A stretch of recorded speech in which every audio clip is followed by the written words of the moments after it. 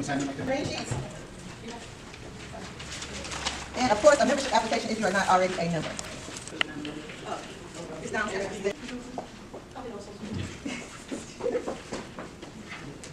So these are some of the pictures that we've taken over the year. So you might find yourself on there if you were at some of the events.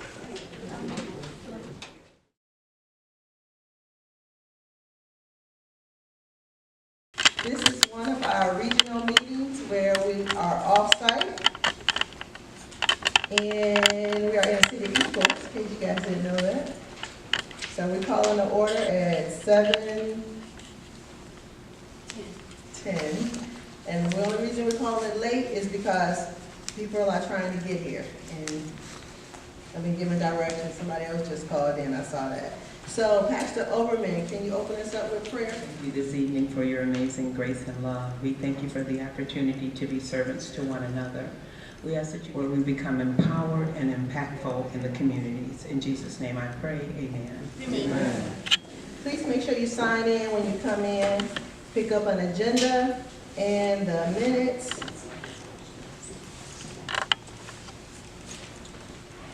And we have roll call, and Ms. Evelyn is in the parking lot. So I think she's in the parking lot. So we're going to go ahead and have you guys look over the agenda for today and let me know when you're ready. If you take a second and look on your agenda, you will see on the left side that we cover a lot of cities. There are actually 24 cities and townships. We go as far north as Northfield, south to Brownstown, west to Van Buren Township, and east to Dearborn Heights. So at this part of the meeting, I like to go around the room real quick, and if people could just say their name and where they're from. Loretta Canyon, Detroit. Lynette Manson, River Road. Aston Lee Park. Lakes first. Councilwoman Lakes first. Tasha Green, Westland, Michigan. Mary Gray, Melville, Van Buren. James Brown, Redford Township. My name is Mark Biggies. I'm just on behalf of the Telegram newspaper. So that means that the word is getting around. Looks like we have a pretty full agenda, so I will turn it back over to President Stewart. You guys don't know how happy I am because it was hard work. I just wanted to make sure this area was represented. And I know you guys might not want to drive to Garden City or Westland or Romulus. So when we had to pick our fourth quarter meeting, I said, well, let's just have it out here since I live around the corner. And I only have to drive home, 2 minutes, I'll be at home, so it was great. So I'm so glad that Ecorse and River Rouge is here. I'm also glad that our normal participants are here. And there's our treasurer who was lost in the back, but she made it. So that's Miss Evelyn Clark. So we do have a quorum. So now I'm going to give you my president's report, which is next on the agenda. And as Lisa mentioned, that we cover a lot of different cities, 23, 24 cities. And one of the things that we decided when we first started is that we were going to increase our footprint in the cities that we represent. And so since November of last year, I have been attending city council meetings in all of these cities. It's 23 that we focus on, and I have been to 21 city council meetings. I've been all the way to Livonia, to Sumter, Allen Park, Ecorse Rouge. I only have 2 more to go to, and that's Melvindale and Taylor. And then I'm going to complete the whole cycle. That's important because everybody knows the Detroit branch. Nobody knows the Western Wayne County branch. But now, 21 cities actually know, because I get up and I say the exact same thing basically at every council meeting, so they know who we are. And luckily, a lot of those cities, their council meetings are recorded. So not only do they see me that night of the council meeting, they also see it when the meeting is shown on their cable station. So that really helps us out getting the word out.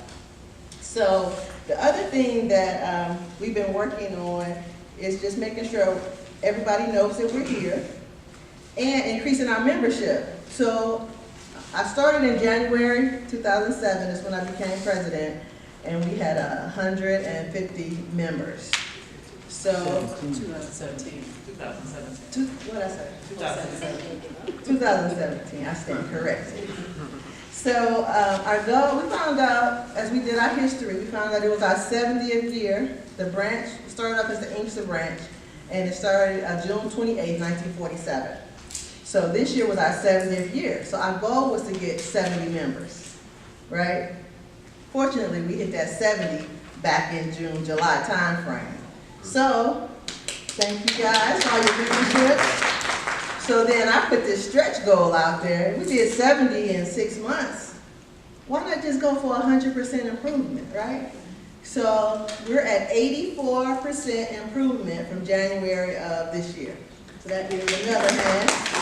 Thank you guys for all that. So we need about 30. 1, 2, 3, 4. We need about 31 membership, and then we'll meet that stretch goal that I have set for the branch. And actually, it's working out pretty good. So memberships are only $30 for the year, which is minimal. To be a member of the largest, the boldest, the oldest civil rights organization in the world for $30. You can't beat that. So that's my little plug for that, just so you know. And the other thing that's great is that now that people are finding out about us, our legal redress team is getting complaints. Lisa and Minister Truss have been working on legal redress team. We have 2 complaints that we're currently working on, and one that has actually been resolved. That was traffic ticket in Melvindale. Well, the person was, in Melvindale, the person was pulled over, and they said he didn't have any car insurance, and then they called, and they said they didn't have any car insurance, but it turned out to be that was not valid. So I met with the police chief, and he met with the guy afterwards, and they actually threw it out because they had actually told a lie. The police officer did. So when you get stopped, make sure you get the police officer's name and number, because we can follow up on that. That's part of some of the things that we do. After that happened, I mentioned it to somebody what happened. He said, that just happened to my mom 6 months ago. So it was an isolated case. So those are the 3 things that we got going on right now. Just so you know, I normally give a commercial when people coming out this way. Wear your seatbelt, drive the speed limit, because they'll pull you over. I did not give that this time, and unfortunately, she got on her way here. Yeah. Welcome to River Rouge. See? 25 miles per hour. It drops off. Oh, right there on Schaefer? Yeah, it drops off. See, everybody around here knows, and that's my fault. I should have put that in everything that I sent out so that we would know. So that's a $175 ticket, just so you know how that goes. All right, so one of the other things I was working on is working with the national branch, because as I looked through the website, it said find your local branch in your state, and the Western Wayne County branch was not listed. How is that? So after many, many emails and phone calls and emails, we are now listed. So if you click on Michigan, it will see Western Wayne County branch. It should have been real easy, but it wasn't. It took a while. So we're also trying to partner with some other organizations, some grassroots organizations, so we can work on our criminal justice system, environmental justice, voter rights. Those are some of the things we're working on. So before I sit down, I just want to give you guys a challenge. And you know, somebody said, if not us, then who? If not now, when?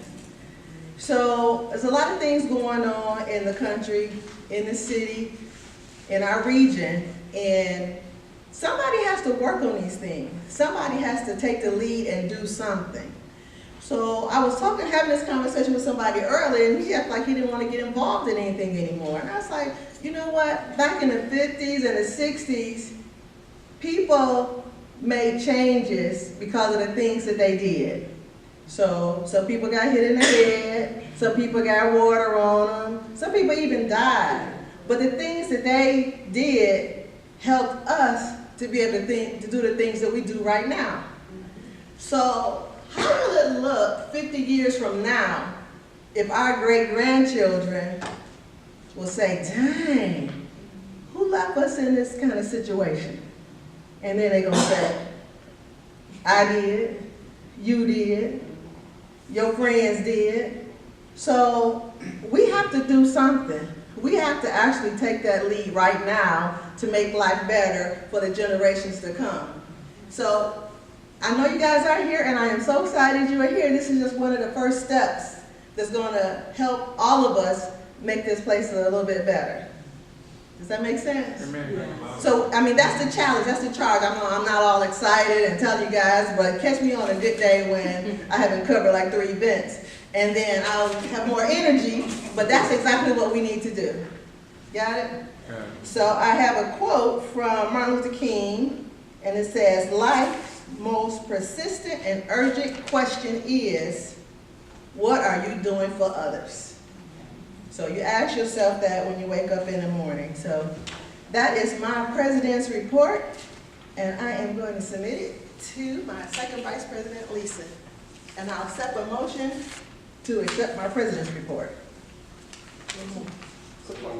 So moved and supported that you accept the president's report from Gina Stewart. All those in favor? Aye. Are those opposed? All right, motion carried. It's organized by a liberal group out of New York, mostly Jews, whites, and W.E. Du Bois. Yeah, amazing, huh? You can get the last Yes. one. Yeah. So, all of us working together, right? And you came in today, on the table was a summary from the Freedom Fund dinner, which we had back at the beginning of October. It covers our income from tickets sold, sponsors, ads, etc. That was $11,765 in total ticket, ad, and sponsors and patrons. We had expenses that total $4,183.04. So we have preliminary net profit of $7,581.66. The report also shows the dues that we need to send to national. We will be reserving $1,500 for our 2018 scholarships. For 2017, we gave out 2 $500, but next year I would like to give out a $1,000, $500. Then we'll be transferring some funds to our general fund so we can fund our operations. So the total net from the dinner is $2,697.66. This is the final report. We haven't started working on a scholarship for next year, but we'll start to come up with a theme, and I'll send the applications to the schools that are in our 23, 24 cities. Last year, both of our winners came from Canton, but we mailed all the schools, and we'll reach out to them again and encourage them and show them that we are increasing the award. So hopefully, if you know some students, have them be on the lookout for that application, or if we get to be in the February, March time and you're at a general membership meeting, be sure to pick up a scholarship for a young person. Welcome to you all. My name is Judy Neal, and I'm over voter empowerment. And one of our initiatives for 2018 is to really ensure that our communities are engaged and aware of what's going on. So I encourage all of you to either talk to me a few minutes after the meeting. I can get your contact information so we know what's going on in eCourse. As you've heard, we represent 24 communities. It's impossible for one person to cover that, but if we have advocates and voices in these cities that we represent, we can come and be an asset to you and your community in getting words out with such serious elections coming up. With that being said, I do want to give a shout out and a congratulations to one of our members who, I'm going to call her out, and she knows because I'm looking right at her, Tasha Green. Yes. So just a little bit about Tasha Green. We have several members that represent the cities that we represent who actually ran for elected office. And I think just for everyone that's our member, because I was kind of doing some research this morning, won. And Tasha is one of those. She is, if I'm not mistaken, correct me if I'm wrong, the first African American to be elected to city council in Westland. All right, and I'm sorry, African American woman in Westland. All right, and so we're here. We ask for your support and to help us do what we need to do. And just one last piece that I had, I passed this around. because I'm a big advocate in providing information. We're not here to tell you what to do, but we're gonna give you the tools so that you're informed and educated. And so there is a handout on the table. I tried to hand something out, but there's a lot of talk going on about the tax plan that 45 is putting together. Read up on it, because the narrative says it's a tax break for everybody. That isn't true. So I encourage you to read it. This information is published. This is a source that I use quite often. The organization is Michigan League for Public Policy. It's on the back of your printout. You can Google it, put it in your favorites. I use this source for all kinds of things when I'm trying to educate people. So thank you for your time.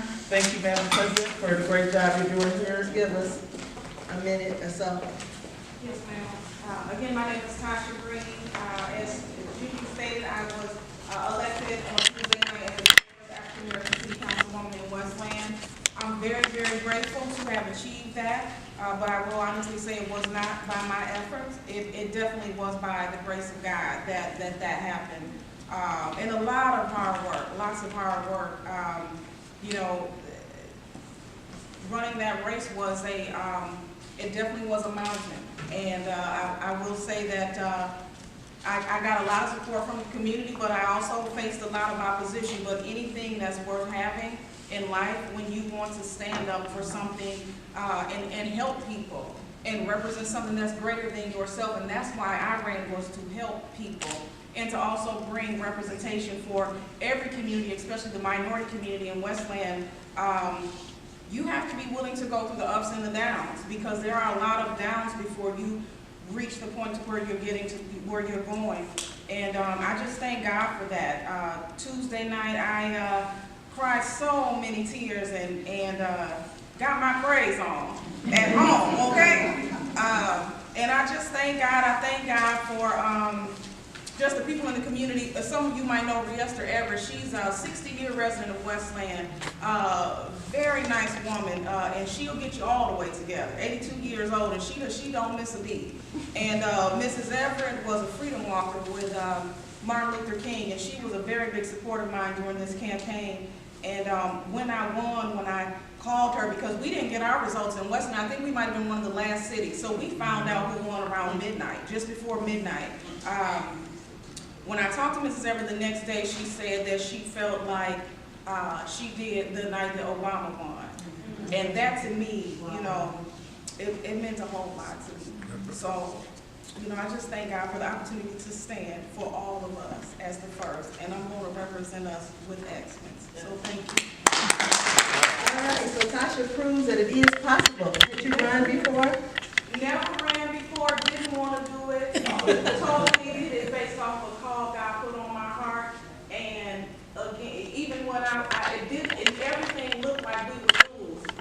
When I would get before God every other day, the only thing that he would say was keep going. And he did it. All right. Cool. So now in this area, we have elections in 2018, right?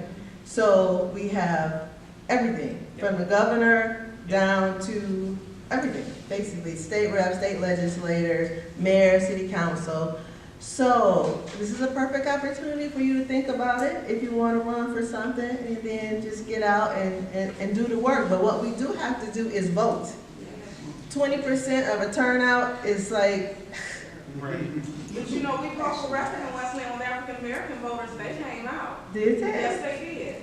And they did it. We did wonderful work in Westland. Wow.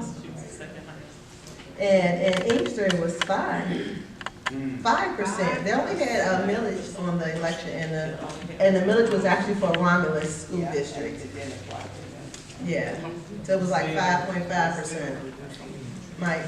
And I will say, as a veteran who's worked on many people's campaigns over the years, if you're ever thinking about running, and I'm running myself next year in 2018, if you're ever thinking about running, feel free to reach out to me. I'd be happy to give you my phone number, sit down and consult.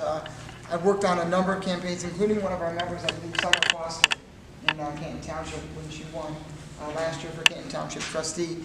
She was the first African-American woman, actually the first African-American ever to be elected from Canton Township Board of Trustees, and I worked on her campaign. So if you're ever thinking about it, feel free to reach out to me. I'd be more than happy to sit down and go over a plan with you as well, so. What are you running for? I'm running for state representative in Westland. And he's one of our loyal members that comes out. So we had Romulus, clerk, treasurer, mayor, and councilperson, Virginia Williams. They all won. And then in Westland, we had Tasha and Michael, who are members of our branch, as well as Mayor Dan out of Dearborn Heights. Those are our members that actually won. So I congratulate them. I sent out an email to everybody. All right, so only thing we're gonna hit in our new businesses is our membership drive month, because you know, we're trying to get those 30 members by the end of the year, 50 if possible. No, just 30 would be great. So there's membership forms over here. Membership is $30 for the year. I'm gonna give everybody a membership form to take with them, because maybe this is when, and they can just send it back in. Maybe you don't want a membership, or you already have your membership, but you can have someone else get a membership. You can just take these, they got an address on the front, and they can just mail them back in. So I want everybody to take one, because it's each one reach one, right?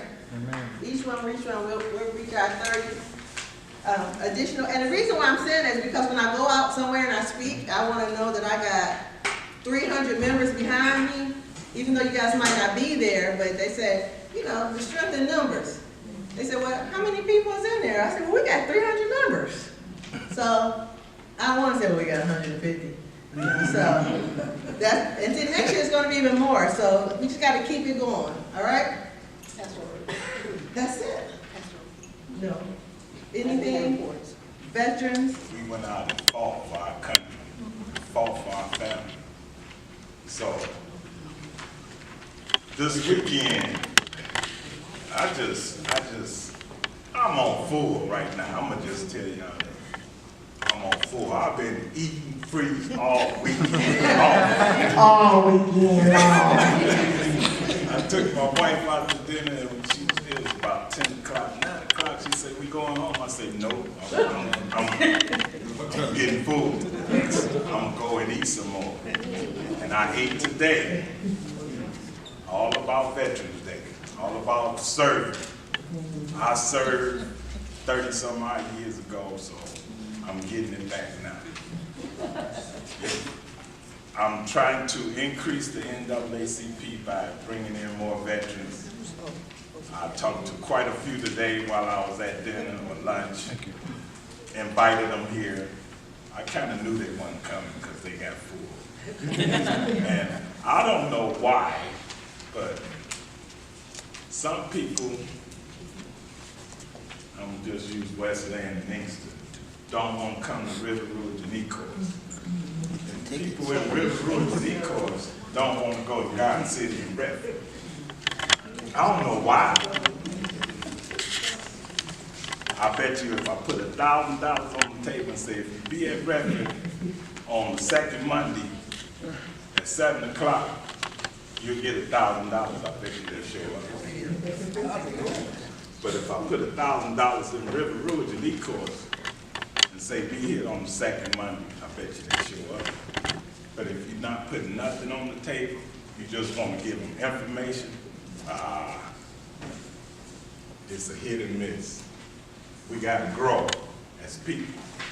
We got to come get the information for ourselves. And if you know a veteran, bring them in. If you just know a person, bring them in. And they'll get the information for themselves. Thank you for your service, and there's a gentleman over here as well. I really appreciate the acknowledgement now. I actually went in during the Vietnam War. I didn't serve over in Vietnam, but I had friends that was killed in Vietnam.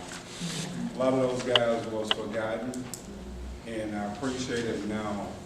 I think about my friends that we lost, some of the older guys. I really thank you now for acknowledging, because they basically was forgotten. And I'm living long enough to be acknowledged.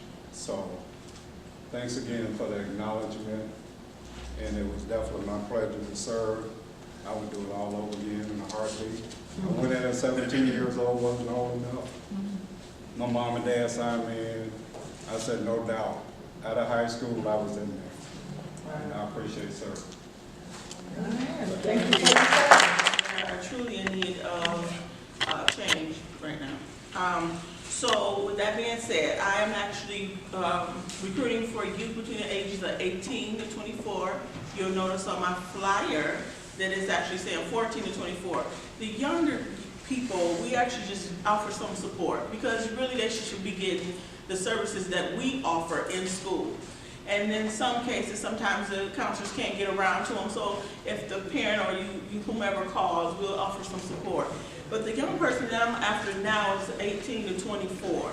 These are young people that might need a GED, they may need a high school diploma, they need some vocational training, they may be in between semesters in college right now and need maybe a final class paid for, or they may need some work experience. They might need just some guidance in general in terms of life skills.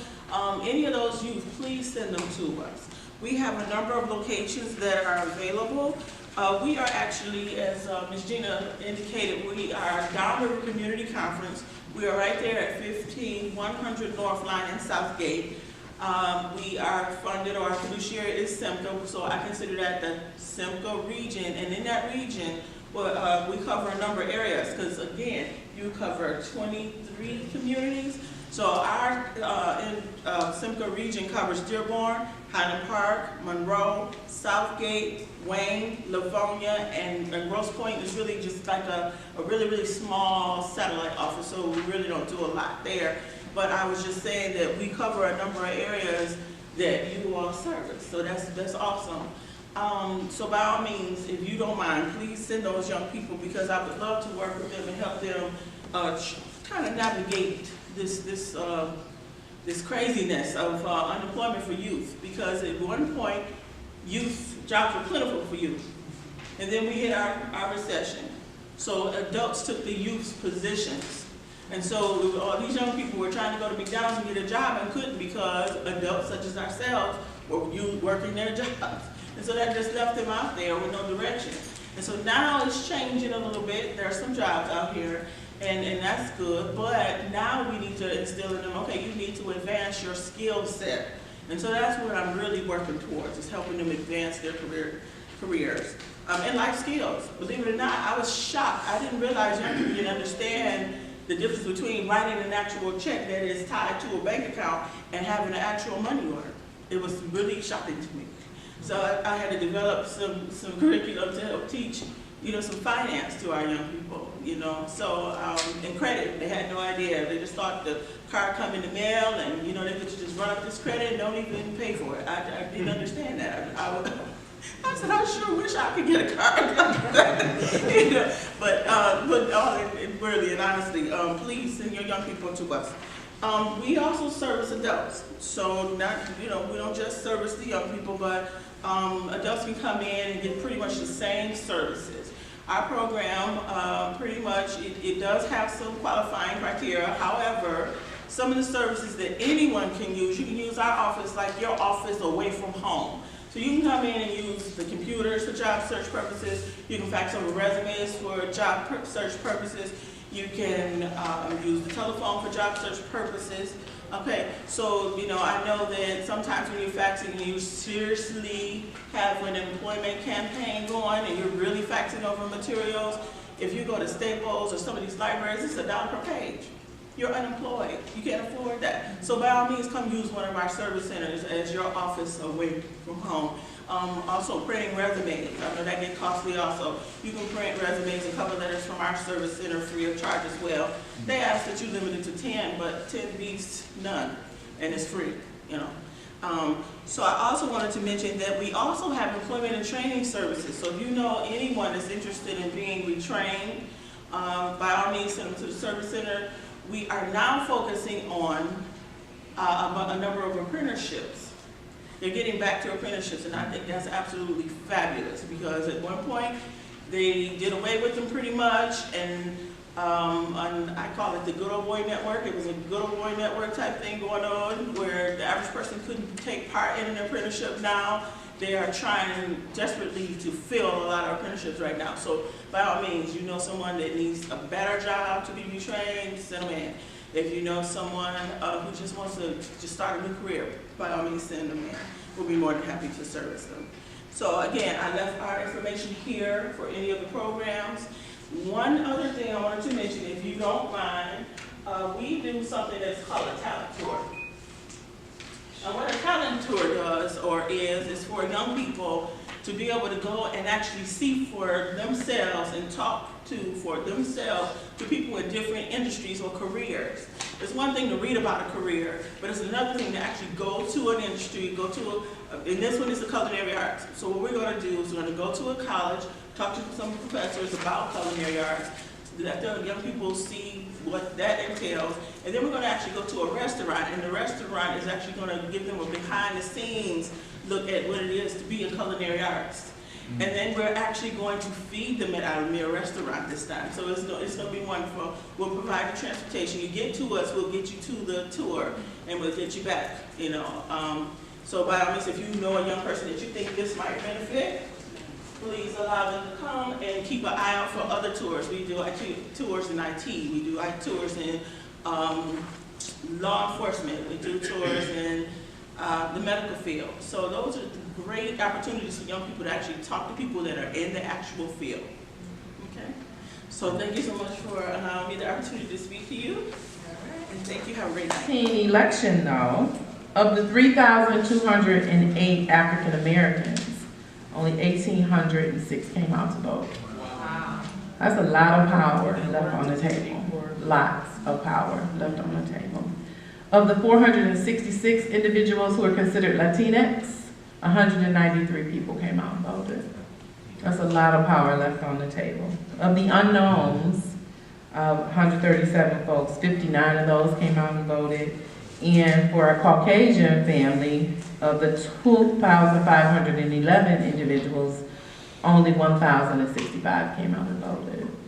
So as we are talking about power and moving mountains, there are so many things that we have to do, and we have to be very strategic at it, because we've been leaving power on the table for a long time, and it's actually getting a lot worse, because as things happen nationally, our voter engagement numbers and our voter turnout numbers are dwindling every election. In Detroit, our turnout was horrible this last municipal election, and it was probably one of the most important elections we've had in a long time. So, but when we talk about leaving power on the table, we have to understand that there's not one silver, single solution to this issue.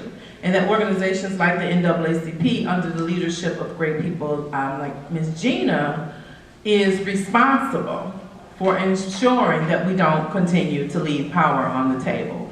But part of that process is ensuring that people understand what it means. Understand that there are different systems, different mechanisms in the system that are set up to do exactly what it's doing now. To take democracy, this representative democracy that we live under, and to crush it.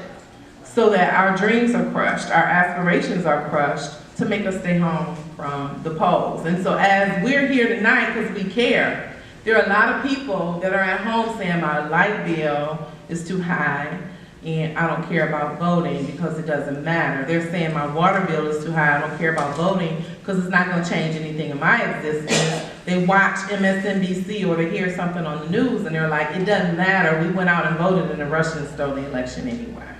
Well, the system of democracy is broken, but there are many components that we have to stay engaged with to fix it, but a lot of times we don't understand. I'm just now, as the state director, really understanding a lot of the different components of democracy that we have to fix in order to regain our consciousness, or actually gain our consciousness in this movement to bring power back to the people. And so I'm just going to ask a couple of questions before I get into the presentation. I promise to go really fast with the presentation, so hold on to your seats with that. But what components of democracy are under attack consistently that we need to repair? If you could just shout them out one at a time. Auto insurance.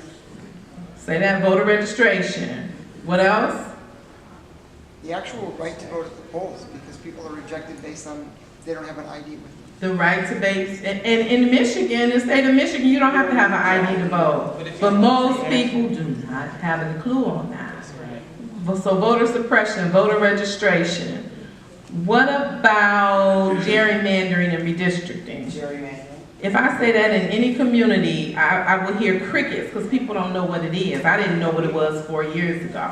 But there are a lot of people, I mean lots of people, no matter what their race and ethnicity is, that have no clue.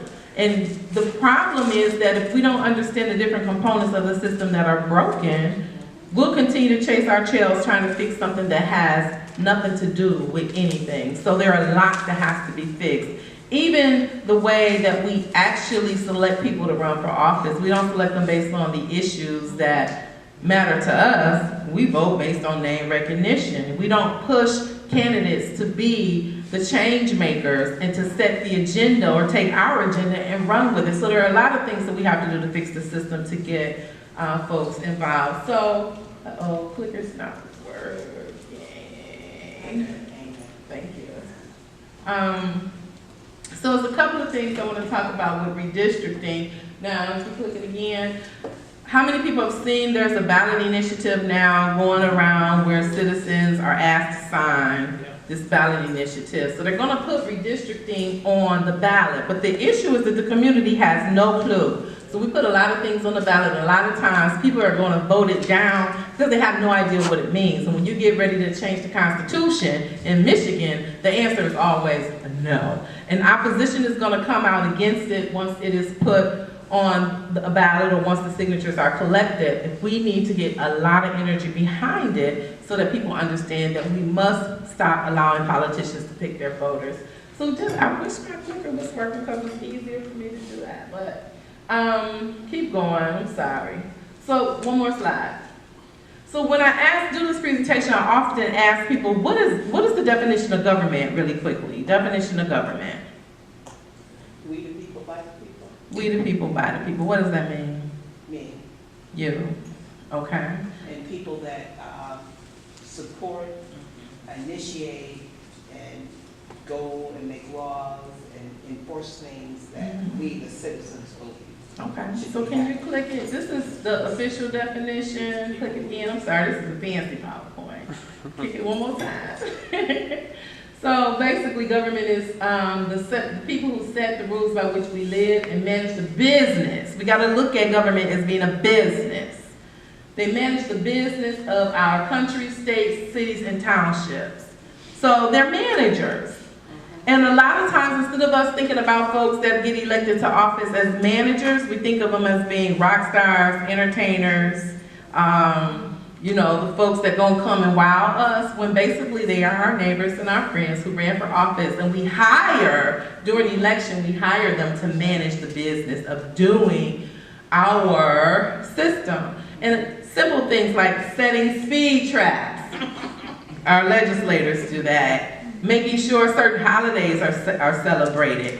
They do that up in Lansing. They manage the system, how long the red light should be red and the green light should be green, how our budget is spent. So they're managing the system, and we actually are hiring them. So we need to begin to make demands on the people we hire to run the business of our city, state, and federal governments, the same way we demand things from that girl at Coney Island or Burger King when they don't give us that order of fries that we wanted, and we call corporate to complain or call our manager to complain. We have to begin to instigate within our government.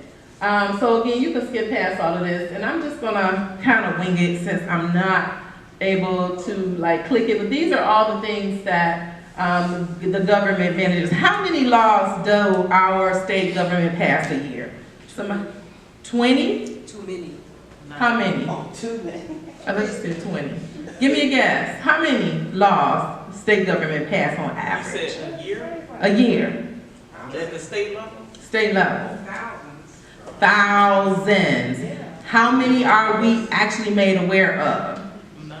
So I want everybody, if you have a smartphone, you need to pull out your smartphone and you need to download an app called Vote Spotter. Vote Spotter will actually, You should already have that. you should already have it, but Vote Spotter will let you know when your legislators are voting on certain initiatives and ask your opinion on it. Because they're making deals and creating laws in the middle of the night that affect our lives and we have absolutely no clue. The next issue, if you can keep going, Gina, and actually, I can just wing it without the presentation. I'm good. The issue with state government in the state of Michigan is that gerrymandering has played a major role in making certain that politicians actually pick their voters. So we think we're voting on some stuff and actually sending elected officials to Lansing. You are voting, but you're getting a choice that you don't even recognize that you're getting subconsciously. So, like in Detroit, for instance, no matter if a Republican or a Democrat runs for office, we're gonna get a Democratic state rep, period. So there's no competition in that race. There's no 50-50 chance that a state rep seat will be filled by either a Democrat or a Republican in the city of Detroit. It's always gonna go Democrat. In a city such as Bloomfield Hills or townships such as that, they always know a Republican is gonna win. So even if a Democrat runs against a Republican, pretty much guaranteed that a Republican is gonna win that seat. And it's because of how we draw our voting district maps. They are gerrymandered in such a way that they stuff a large amount of voters for one particular party in a district to ensure, she's gonna click if she wants to see those visuals, yes. Yes, see the visuals. So that they can ensure that that seat always stays either Republican or Democrat. Now in the state of Michigan, we have how many state rep seats? And this is Civics 101, but it's good because I didn't used to know either. There are 110 people that leave from prospective areas and go to Lansing to represent us in the State House, 110. Out of 110 seats, how many are actually competitive, meaning a Democrat might win or a Republican? How many competitive seats do you think are in out of 110 seats? 10. Don't cheat. Why are you cheating? You've seen this presentation 25 times. I was guessing, I didn't remember. 10, yes, you did. There are only 10 competitive races in this entire state. 10. So we're running elections, but we already know Republicans gonna get that many seats and Democrats gonna get that many seats. And so right now there's an imbalance of power in our legislators. So click, click, click, click, click, click. Oh wait, this is very important. So when we often think that this is something that just happened, right? So I know y'all looking at that book up there. It's a real book. It was written by David Daly. I'm not gonna pronounce it because we got babies in the room. But this book actually explores the story behind gerrymandering and how America has turned red. After the Obama election in 2008, a group of people got together. They actually, out of 9.91 million people that live in the state of Michigan, the way the lines are drawn for the map is they give them buckets of voters. So in our U.S. Congress, like Congressman Conyers, Congresswoman Brenda Lawrence, they actually represent 711,000 people in their voting district. For the state Senate, they represent between 212,000 and 263,000 people. And then for our Michigan House of Representatives, they represent 77,000 to 91,000 individuals. It's very important because you gotta draw your map with that population stat in it. Very boring information, but I can guarantee you the way that they manipulate those maps and draw some people inside the districts and some out, that it is very ingenious how they keep us lacking power. Next slide. So that guy right there, if he's in power and he represents a district where there are a lot of farms, whose interest is he actually going to be protecting? The farmers. Does he care anything about Detroit Public Schools and us getting our money down this way? What about E-Corps? He's trying to make sure he builds power for the farmers and the lobbyists and folks from those kind of industries. Keep going, and let's just look at this really quickly. So these are the negative impacts that gerrymandering has. So the state budget, laws that are enacted, how power is leveraged, voter education, and competitive races. So right now, in January, how many people are going to be paying attention to how the governor divides out our state budget? How much of our state budget actually comes from the federal government? What percentage of Michigan's state budget do we get from Washington?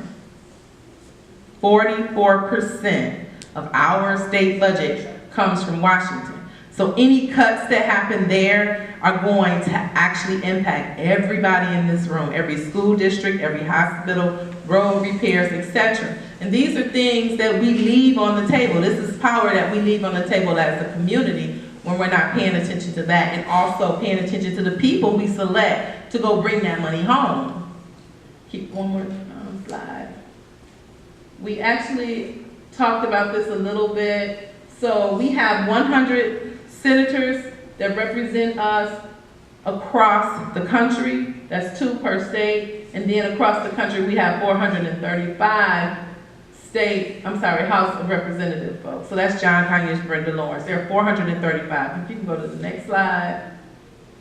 So the 2 senators are not gerrymandered. They are not affected by redistricting. So that's Debbie Stabenow and Gary Peters. Not affected by redistricting or gerrymandering. But those House of Representatives, they're affected. So Michigan, these are our senators, and these are the 14 United States House reps. We have 14 now. Guess what Michigan's getting ready to do? Lose 1, potentially 2, after the next census. Yep. If you look at where that seat may be lost, where do you think they're going to try to pull it from? John Conyers. More than likely, Detroit and that area will end up with 1 seat of power in Washington. So we've already lost last census. We already had lost 1 seat. So we're going to be down another seat, and potentially 2, depending on the census. We have 16 now. No, we have 14. We have 14. We're down. Yes. So we might be down to 13. You had a question? Yeah, so you saying they're going to redistrict where John Conyers at? Is that how you say? So in 2020, and this is part of the presentation a little later, 2020, we're going to do our census. In 2021, they're going to reapportion, meaning redraw the maps to say where the power is. Now, if our 9.91 million goes below a certain level, they're going to say you don't get to have all of that power. You will lose a congressional seat. When they get ready to redraw those maps, you think they're going to lose a congressional seat in the UP? No. Southeast Michigan will be the target because we have, can you keep going? I'm going to show you the map so you can see. If you look at this map, these are our U.S. House of Representatives for the state of Michigan. So you see where the first number 1 district is, of course they're not going to lose a representative up there because they only have 1. If you look at 2, 3, 4, 5, 6, etc., all the way to 7, it's very sparse population, so they can't afford to lose a district, plus they're not losing population. If you look in Wayne County though, we have multiple. So you got the Southeast Michigan, you got over here to the left, you have all of those districts that are kind of clustered. It's not my name. These districts that are kind of clustered in Southeast Michigan that have multiple reps, Congress people, right? So here you have Detroit. Detroit has the 14th district and the 13th district as part of it. You think they're going to let us just continue to have 2 seats of power in Detroit? They're going to redraw this map. These lines mean something. They carved out little areas of buckets of people. They're going to redraw these lines to ensure that they have 711,000 people in each of those districts. This is an easy place to actually carve or recarve and make sure that you only have 1 seat. Does it affect because of the population of Detroit? Population of Detroit's going down, population is moving in other areas, but population is also fleeing Michigan. What can we do to stop? We're gonna talk about it. You can't stop it, but we'll talk about the solutions to the problem. If you can go a little further, I'm gonna see. So one thing I want you to look at, just keep clicking, click all the way on. And no shade to my white brother sitting over there. Keep going. But what I want you to see is, no, go back two.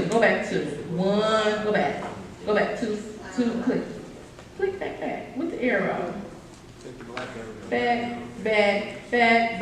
What is it? So we live in a representative democracy. That's usually part of my presentation, which means that folks that represent you are supposed to kind of look like the folks that live in the state. Is this how the state looks? All white men. Mostly white men, except for Debbie Dingell. Now, and that's out of 14 batches of power. All of this white power and white male power goes to Lansing to represent a state that's very diverse. Then finally, you get two spots. And they're saying that one of those spots is going to go away. So you know exactly where they're going to take it. So we do not live in a representative democracy in the state of Michigan because of gerrymandering. Keep going, please. All right, keep going. Go past. We're going to talk about that. There is definitely an imbalance of power. We kind of talked about that already. We talked about that. I'm sorry, you guys. That's the video. We should have. Okay. Here's a slide that I like to look at to really kind of give you an idea. So 2012, who was being elected to office? President.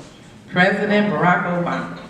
Now, 2,327 Democrats came out and voted, right? The blue vote. 2,086,804 Republicans came out and voted. Now, according to those numbers, who should have the most power? Democrats should have the most power, right? They should, because we voted. Or they voted, or whomever. When it was all said and done, the people that we were sending to Congress, Democrats only had 5 seats of power to send to Congress in 2012. 5.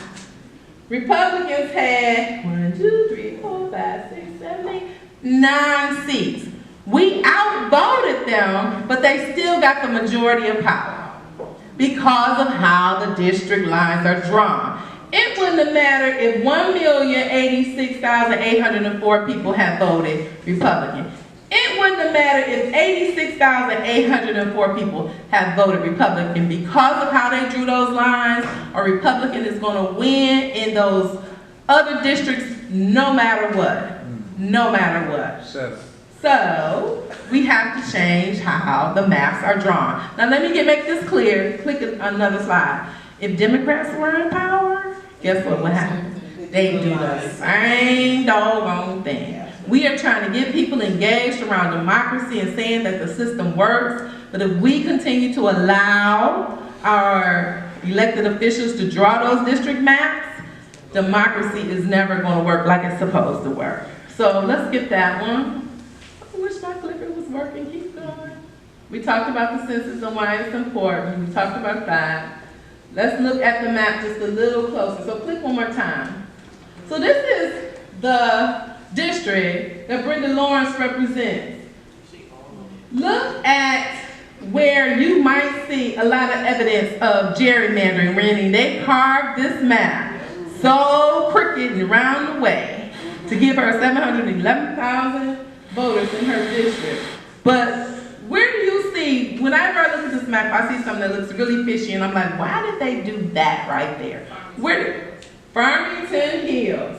They went up the alley, through the mountains, around the bend, because that bucket of voters right there needed to be in a Republican district. She's a Democrat. She's a Democrat, but they kept those voters out of her district on purpose to give power to the district next to her. But even look at where she represents. She comes all the way down Grosse Pointe Park, Harper Woods, she don't have this part of Detroit all the way up to Pontiac. This population is so dense, they could have cut this district map in so many different ways, but they cut it in such a way that they would guarantee that this Republican district was safe. It's a wonky subject, but it is deep. Can you click it again? Let's look at John Conyers' district. This is his district, all over the place. And they actually ended up flipping John Conyers, and who was in there before? That's, what's the Hanson Clark? Hanson Clark, because they felt that Hanson was not going to be able to handle the district that he was in, but they had to flip it to keep John Conyers safe because of how they were going to cut the map. So now, in between there, is that Debbie Dingle? Is that 12? That's 12, but that's not Debbie Dingle now. Cause she's go back a couple of maps. So here's the map: Detroit, Wayne County, Taylor, Westland, Warren, Shelby Township, Oakland County. These are the different colors represent the different Congress people's area.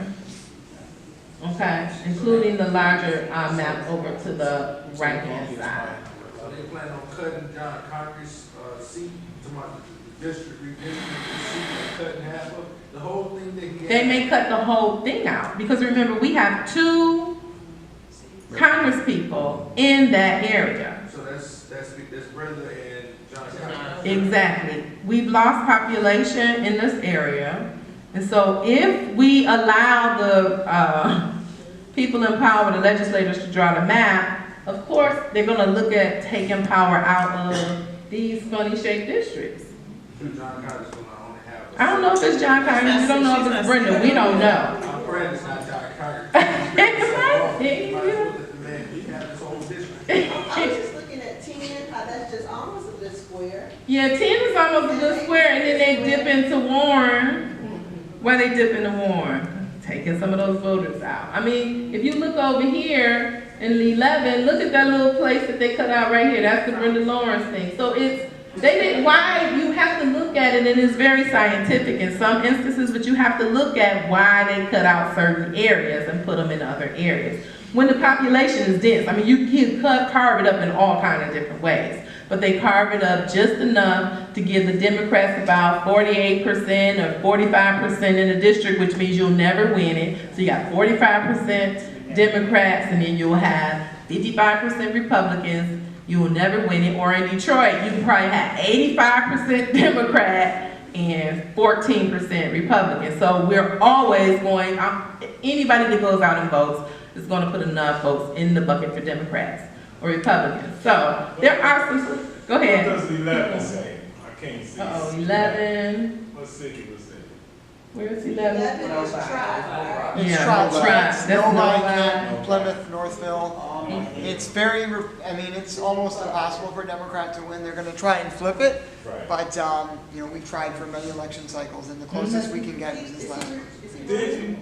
No, Dave Trott is not running yet. These lines used to be all in the square at one point. Well, Michigan would be hard to have it in the square, so the shape doesn't always dictate. But because it's population dense, you can draw it where you would have competitive 50-50 races in a lot of these spaces. And so what it would mean, though, is that Detroit would have to give up some of that Democratic power and put that in another space so that it will be a 50-50 race somewhere close to us, which means a couple of things.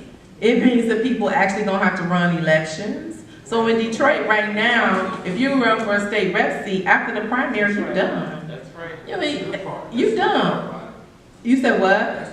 That's a horrible part about it. You should be working. It is a horrible part, because now there's no voter engagement going on. You're not increasing voter participation. You're not increasing or educating voters. You just waiting from when it's August to January. You ain't doing nothing. You got state reps to say, all I need out of that huge district of voters is 3,000 voters, and I'm done. I won. Well, how are you going to increase the electorate if you're not educating people? So if you had to run against a Republican, though, and you in a Democratic area, you're going to have to work, which means you have to educate more voters to get more people active. So question, Mm-hmm. since we know if it's it's the Democrats, they're gonna use it for their Yep. favor, or the Republicans their favor. Why don't we get someone that's not involved? We getting ready to go to that point. Hit it. Keep going. So this are solutions. So I'm not gonna go over all of them, but we can change the way that we draw those maps. Right now, voters, not politicians, that we kind of sort of have been working with a little bit, have chosen to put a ballot initiative together.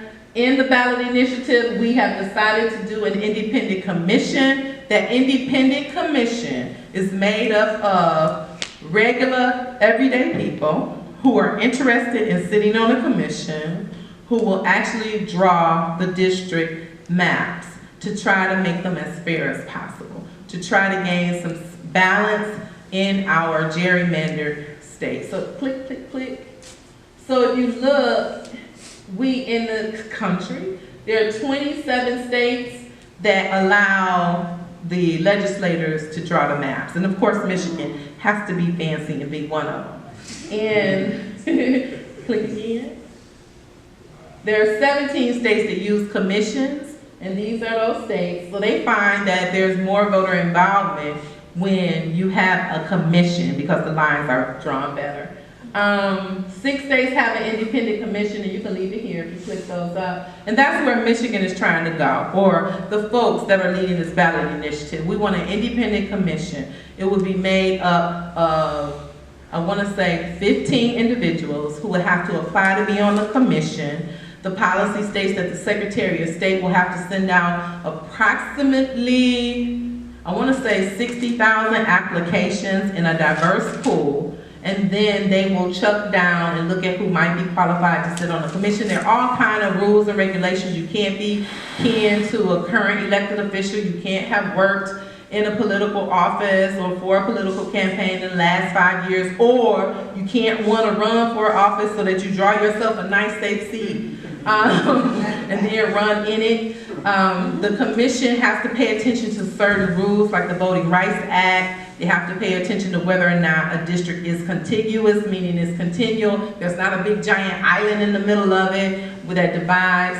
And you also want to pay attention to whether or not the district is compact and that there are communities of interest that are in that district. So communities of interest is basically defined as people who have something in common. So like in Southwest Detroit, if we were to draw a line through the district and divide the Latino population up, then that would make certain, that would be a trigger that they would never be able to elect a Latino official because they're divided. So communities of interest have to be kept together. Now here's the issue. If and when this happens, when we see the commission and when we get the ballot initiative enough signatures to go forward, it's placed on the ballot, Michigan voters have to vote it up or down. There's going to there's going to be some opposition, it might go to court, but let's say none of that happens and it actually moves forward and we begin to seat our commission and draw the lines. The most important thing is that communities are going to have to come together and define who is eCourse, because they could divide eCourse up. If eCourse wants to stay together on the map and not be divided up, they have to prove that they are a community of interest, that they have like interests, not just that they stay next door to one another, but that there's some commonality in it. And so that's where us being involved in going to the hearings, looking at the maps, drawing the maps, and proving that we need to keep our community together is going to be important. So I expect for the NAACP and other organizations to ensure that we are prepared and not reacting when the maps are put into the court's hands and we're ready to approve it and somebody challenges them saying, eCourse is not a community of interest, Southwest Detroit is not a community of interest. We have to have the proof there. So I'm going to ask you to do a couple of things. It's a wonky subject. When I started studying it, and this presentation helps me stay on point with the information, but when I started studying it, I was like, oh my goodness, this is probably the most boring thing I've ever seen. But it's one of the most important things that will be happening to our state in 2020 and 2021. If we're not paying attention, we're going to lose power. They're going to draw the lines the way that they want to draw them, and we're going to end up with less power than we have now. And we already have power that we're leaving on the table. So I challenge you, one, Get on the commission. If you're interested in drawing master stats, you'll have plenty of support, plenty of staff, and plenty of training. 2, pay attention when it happens. 3, work on the census. I'm gonna wrap it up with the census. 2020 census. If we lose population and people aren't counting because they're afraid that 45 is gonna come and deport a whole community, so they don't wanna get counted. Or we just disengage with democracy in the black community and we don't get counted. We're gonna lose out on a whole bunch of fronts.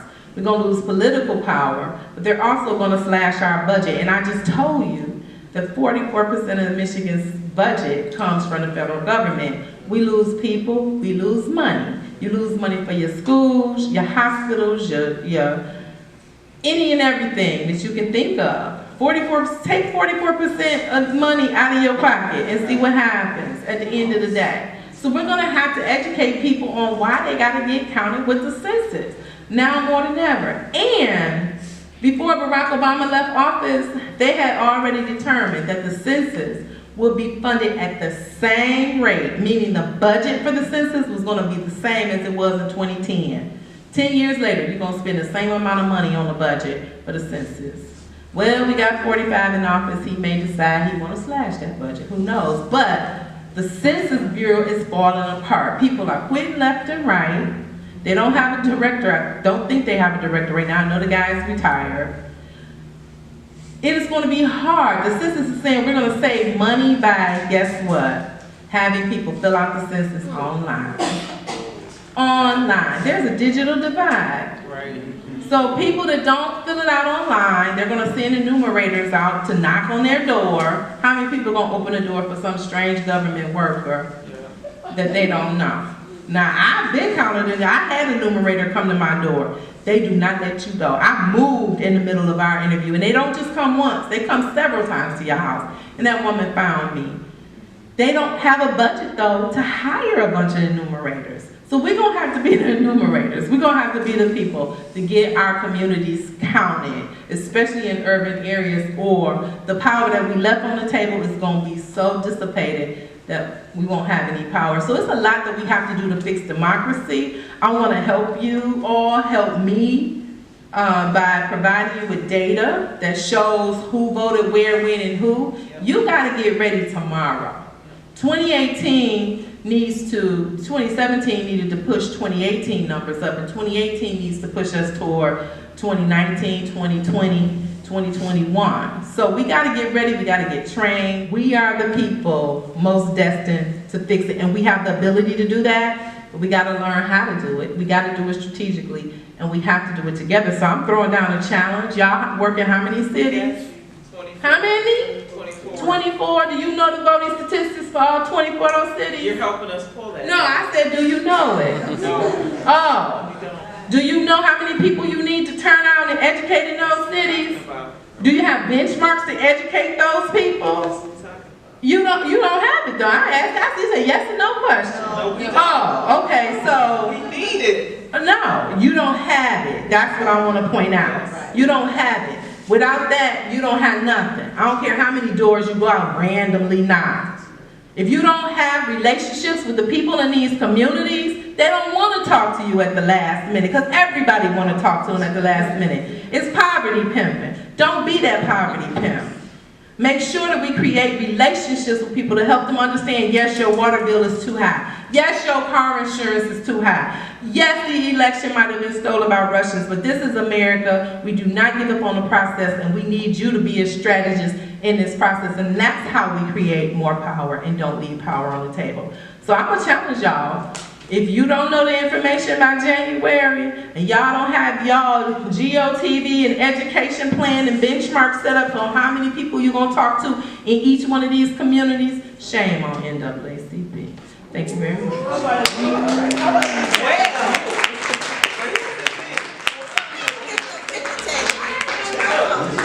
But on that slam, Hurricane in Houston. And she heard about it, and then she went to her school, and they put together a drive to collect stuff to take down to Houston. And that was all because of Miss Michaela.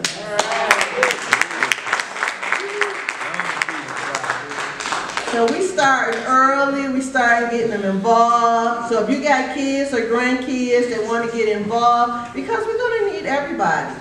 And everybody can learn something. Look, we have Xavier who came through Ms. Lynette's program as a student intern after he finished college, and now he's here working with us. So now he can tell somebody else, which he already has, so I might have another writer for the Telegram. But we just had to keep it going. When you're out at work and you're talking to people in your classrooms or at church, and welcome to our new pastor over there. She just started at Community AME. What, about a month ago? Yeah, and she's here already, so I appreciate her coming out. Thank you so much. So that's it for our meeting for today. We do give people opportunity to tell us if you have a good and welfare. That means if you have an event coming up. We do have one thing that's coming up for NAACP Western Wayne. It is our state meeting. Every quarter they come somewhere. They're coming to Detroit. We don't know the exact location, but it is December 9th. It's a Saturday. It's from like 11 to 2. And I don't know about all the other branches, but the Western Wayne County branch is excited, and we want to show up and show out at that conference. So we want not just us 5 or 6 going to be there. We want everybody just to come. They feed us, they get lunch, and we learn. So we have speakers like Ms. Lacey there. But we just want you guys to mark your calendar, and if you can come out, please, please come out so we can show the presence that we have in our 24 cities. We have a large population, which we've been doing our demographic study. So we will have all that information before January. All right, are there any other good and welfares? Pastor Overman? Yes, we're having, if you know anyone that needs Thanksgiving baskets, we still have some available to be given out this Saturday, the 18th, at the church at 10 o'clock. So they need to do the application and all. So please just let me know if you have my information. Do they go online or we just call you? It's actually online, or you can give me a call with Jennifer. Okay. And Puerto Rico, we went and it was just as we thought, devastating, but we were able, and thank you so much for getting the word out. We took over tons of things. We had $12,000 in cash, so people really poured in, and we were able to help in the barrio where we had went before to help. But they're still all in the dark over there. Yeah, 80% of the whole island is still dark. So we thank you for going. Yeah, it was good. All right. Any other good and welfare? Any other events coming up? Any other activities? I will say on Saturday, we are having a Toastmasters session that we're starting. It's 3 intense Saturdays where you get up and do, we only have 10 slots. Get up and do a public speech. You get critiqued on it because a lot of folks need to learn how to speak to move, not speak to sleep. So if you're interested in having a session with your Western Wayne chapter, we'd love to sponsor it just to help people get used to speaking in front of people. And you know, sometimes those critiques help for you to figure out how many times you said so, you know, those kind of things kind of take away from the audience. So if you want to sponsor a competition or anything like that, let us know. We'll come in and help you set it up. Anybody interested in that? Yes, but are you willing to do that for other organizations? Yeah, as well? we can set up a sessions for you all. It's actually a lot of fun too. Oh my God, it needed at the Rumblin' swearing in today.